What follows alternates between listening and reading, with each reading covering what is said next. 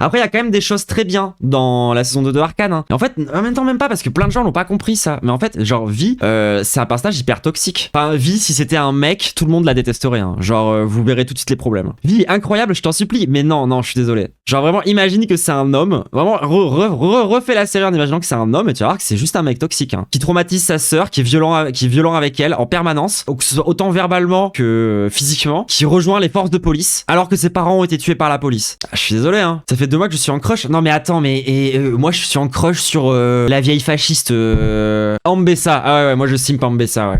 Ah ouais, Ambessa, ouais. Elle me fait ce qu'elle veut. Hein. Vraiment, genre, elle rentre dans une pièce, mon corps lui appartient. Dans ce cas-là, c'est Caitlyn qui est toxique et qui l'embrigade dans la police. Mais genre, littéralement, à un moment donné, genre, elle pète un plomb et elle décide d'aller se défouler en faisant de la boxe. Et elle tape dans des murs. Et après, elle essaie d'aller taper sa sœur. Qu'est-ce qu'il te faut? Je sais pas parce que c'est une prolo que tu excuses toute sa toxicité, en fait. Hein. Ça, genre, je suis désolé, mais la réaction de Vi à tous les problèmes de sa vie, c'est d'être violente. Hein. Enfin, et puis, en fait, non. Moi, j'ai pas de problème avec le fait qu'elle soit toxique. Heureusement qu'on fait des histoires avec des personnages toxiques. Je vous dis, moi, genre, j'adore. Mon personnage préféré, c'est Silco. Ça s'explique par son parcours. Oui, mais genre, tu peux tout expliquer par son parcours. Et Powder, c'est une prolo aussi, hein.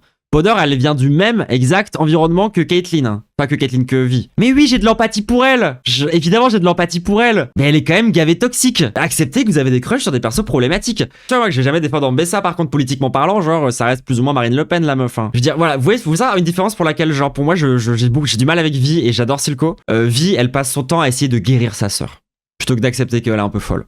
Silco, il a juste accepté que c'est sa fille. Je suis désolé, mais c'est un moment, toutes les fois où Vi, elle abandonne Jinx, fait que j'ai du mal avec elle, quoi. C'est une mauvaise sœur. En fait, Vi, elle devrait comprendre que si elle veut pouvoir aider les autres, faut d'abord qu'elle guérisse elle-même. En fait, Vi, c'est vraiment typiquement ce mec toxique qui refuse de parler ou de voir les blessures qu'elle a vécues et qui refuse de voir à quel point elle est en souffrance et qui, du coup, en fait, cherche à aider les autres, sauf que le fait qu'elle est dans cette espèce de blocage émotionnel fait que c'est quelqu'un de violent, en fait, parce qu'elle s'est exprimé rien d'autre, parce que juste, elle a jamais guéri de ses blessures et jusqu'à la fin elle continue à pas garder ses blessures et à pas regarder le truc en face. Mais oui, je l'aime. Oui, bah oui, écoute, t'as le droit, hein.